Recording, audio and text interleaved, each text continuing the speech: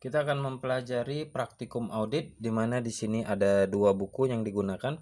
Yang pertama, anggap saja buku 1 ini adalah buku soal, dan buku 2 ini anggap saja buku jawaban yang berisikan kertas kerja pemeriksaan, di mana di sini adalah tahap-tahap kita melakukan pemeriksaan atau melaksanakan audit. Nah, kita akan mengisi lembar jawaban ini ya, atau kertas kerja audit. Pada tahap pertama yang kita akan isi adalah kertas kerja di sini. Nah, ini adalah data-data yang sudah disiapkan, di mana di sini ada data tahun 2017 dan yang harus kita isi adalah tahun 2018.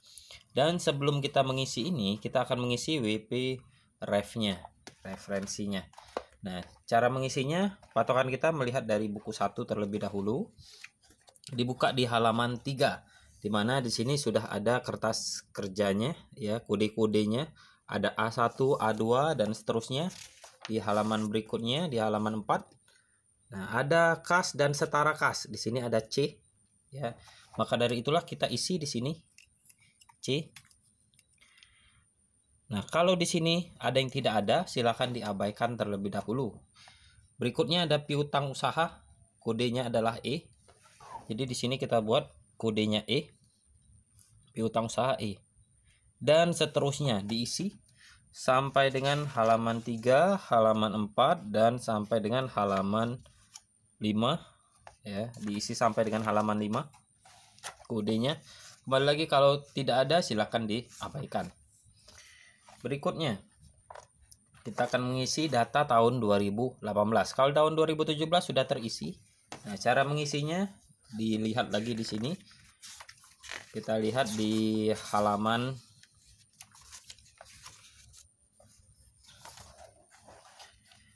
halaman 13. Di sini sudah ada tahun 2017 dan ada tahun 2018. Karena ini adalah neraca, akun-akun neraca ya, ada aset dan di berikutnya ada kewajiban dan ada ekuitas. Nah, untuk neraca tahun 2017 ada 67.695.000. Di sini sudah terisi ya. Berarti kita tinggal isi yang tahun 2018. Tahun 2018 di sini sudah ada 47.490. Tinggal kita isi 47.490.324. Nah, berikutnya ada investasi jangka pendek. Jadi ada beberapa akun yang digabungkan di dalam sini. Yaitu di sini 1.200.000.000. Dapatnya dari mana? Dilihat di sini ya, kalau tahun 2017 ada 1.200.000.000.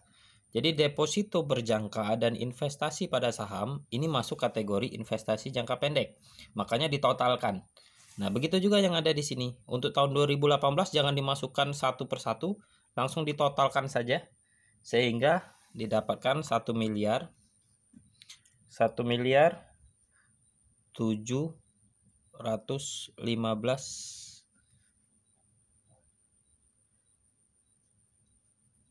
Nah, jadi diisi seperti ini. Makanya kalau bingung dengan mana yang digabungkan, patokan kita ke tahun 2017. Jadi agar lebih mempermudah. Dan diisi selanjutnya ada piutang usaha, tinggal diisi dan seterusnya. Jadi ini diisi semua per klien ini ya.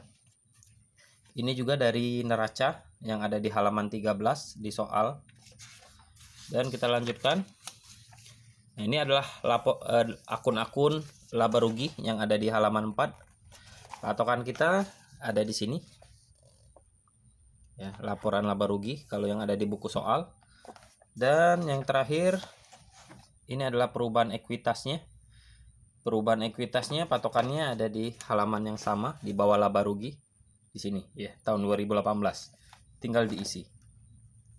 Jadi kembali lagi, cara mengisi pertamanya adalah WP-nya diisi semua ya, kode-kodenya. Lalu baru isi yang tahun 2018. Dan di sini ini diabaikan terlebih dahulu. Ini akan diisi kalau kita sudah melanjutkan ke modul berikutnya. Nah, sekarang kalau sudah terisi, kita akan mengisi tahap berikutnya ya. Tahap berikutnya ada di halaman 6. Nah, ini kita akan melihat perubahan dari tahun 2017 dan 2018. Jadi 2017 ini mengalami kenaikan atau penurunan. Kalau kenaikan langsung saja ditulis angkanya. Kalau penurunan berarti berkurang, makanya pakai dalam kurung. Nah, langsung saja kita ambil contoh. Aset lancar kita tadi sudah isi ya. Di sini 47, 490 kita isi ulang. Jadi sama, kita isi ulang 47 490 324.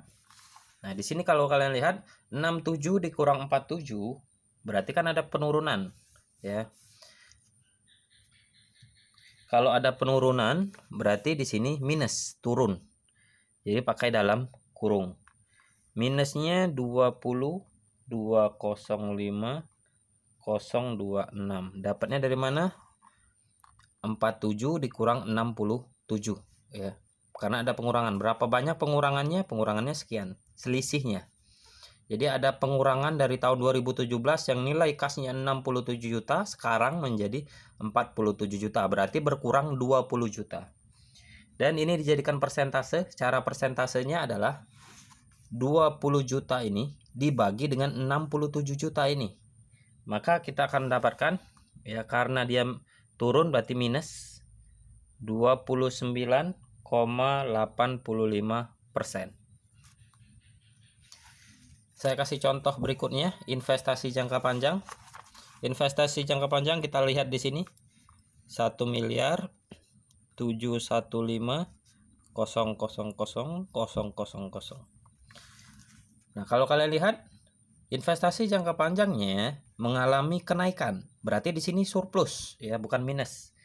Surplusnya 515 ini juta ya. Saya rapikan terlebih dahulu. 515 juta. Nah, persentasenya sama, 515 juta. 515 juta dibagi 1 miliar 200 ribu. Jadi patokannya dibagi tahun sebelumnya semua. Tahun sebelumnya yaitu tahun 2017. Makanya di sini dapatlah angkanya 42,9%. Dan seterusnya diisi semua ya, karena ini konsepnya sama seperti dengan ini tadi. Ini akun aset, ini akun kewajiban dan ekuitas. Sedangkan di sini sama ya, aset, kewajiban dan ekuitas. Hanya saja di sini dibuatkan persentasenya naik ataupun turun. Kalau turun pakai dalam kurung karena berkurang nilainya. Kalau naik berarti surplus ya, jadi nilainya plus. Dan diperhatikan persentasenya. Nah, diisi sampai dengan habis ya, sampai dengan laba ruginya, akun-akun di laba rugi. Nah, berikutnya kita akan masuk ke kertas kerja di sini. Ya, kita lanjutkan. Nah, ini adalah data-data untuk proposal auditnya. Ini bisa diisi ya, patokannya untuk audit fee ya, ini data-data dirinya, untuk nomor suratnya dan lain sebagainya. Untuk audit fee ini bisa dilihat di lanjutan di soalnya ya. Sebenarnya ada di bagian agak akhir. Kita lihat. Nah, di sini di halaman 43 di sini sudah ada perencanaannya untuk biaya pemeriksaannya. Ya, ini ada di halaman 43 sebesar 70 juta. Nah, itulah nilai-nilainya. Untuk audit fee-nya sudah ada, dan ini adalah nama kantor akuntan publiknya, disetujui oleh siapa. Tinggal dibaca di sini ada data-data dirinya ya. Di halaman awal di sana sudah ada data-data diri perusahaan. Ini ada di halaman 2 ya, data-data persiapan awal sebelum penandatanganan. Berikut ada nama perusahaan dan juga alamatnya. Dan selanjutnya kita masuk ke sini. Di sini ada rencana pemeriksaan tahun buku. Nah, di sini ada kembali lagi perusahaannya bergerak di bidang apa, tinggal dicek di buku pertama. Jenis perusahaannya sudah dikasih tahu di buku pertama. Lalu ada susunan kepengurusan. Nah, di sini ada ekuitas. Ekuitas ini ada tentang saham. Nah, sahamnya juga ada, datanya ada di sini. Termasuk ke dalam data permanen. Bisa kita lihat data permanennya ada di sini. Ya, ada di halaman 17. Nah, kalian lihat di sini. Kepemilikannya ada 2 perusahaan dan 1 orang. Nah, di sini sudah ada tulisannya. Dari jumlah tersebut ditempatkan di setor sejumlah berapa ya. Lembar saham, total lembar sahamnya bisa kita lihat. Di sini sudah ada nilai nominalnya dan juga ada berapa lembar sahamnya, 1000 lembar saham. Jadi di sini ada 1000 lembar saham, nilai nominalnya ada di sini 2.220.000 per saham ya. Atau di sini juga sudah ada dengan komposisi. Nah, PT SWOT di sini sudah ada datanya. PT SWOT-nya itu adalah 500 lembar dan totalnya ada 1 miliar 1.110 juta. Dan ada PT TAPE. Nah, di sini ada PT TAPE juga. Berapa lembar sahamnya? Di sini didapatlah 450 lembar. Dan Ibu Melinda kita lihat ada 50 lembar. Tinggal diisikan saja. Ya, data-data ini sudah ada, tinggal dibaca di buku soal. Di sini ada data-data dirinya, tinggal dibaca lagi. Di sini ada piutang usaha, cari ketentuan tentang piutang usaha. Lalu ada persediaan ataupun aset tetap dan lain sebagainya. Tinggal dicari lagi di sini. Ya. Karena di sini sudah lengkap datanya. Sebagai saya kasih contoh, di sini titik-titiknya. Persediaan dibukukan berdasarkan harga perolehan, berdasarkan metodenya apa, di sini sudah ada metodenya ya. Menggunakan metode apa sudah ada tulisannya dan bisa kita isi ya. Jadi datanya tinggal kita ambil dari di sini di berkas permanen. Lalu kita akan nanti melanjutkan ke neraca komparatifnya. Nah, itu saja untuk tahap pertama, bagaimana cara mengisinya. Silakan diisi. Sekian dan terima kasih. Untuk informasi, kenapa ini kita lakukan, ini adalah tahap pertama. Kita akan melihat kenaikan dan penurunan suatu akun. Kalau kenaikan dan penurunan suatu akun itu terlalu drastis, itu anggap saja kita agak curiga ya dengan akun tersebut. Jadi fungsi naik turun ini juga untuk membantu kita mana akun-akun yang sekiranya perlu kita waspadai atau sekiranya akun yang bisa kita anggap ini agak mencurigakan. Jadi itu beberapa alasan kenapa kita melakukan pengecekan kenaikan atau penurunan tersebut. Tetapi masih banyak lagi fungsi-fungsi lainnya. Nah, tapi pada dasarnya ini untuk membantu kita untuk melihat perkembangan perusahaan dan juga untuk mencari tahu kira-kira mana akun-akun yang mencurigakan.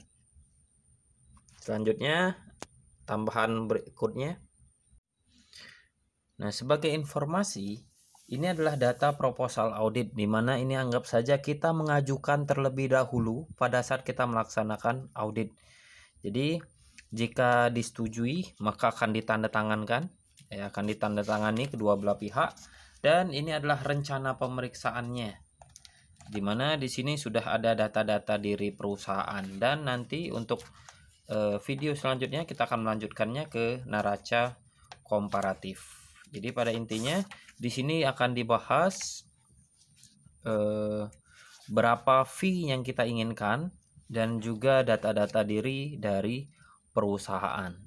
Itu saja tambahannya. Sekian dan terima kasih.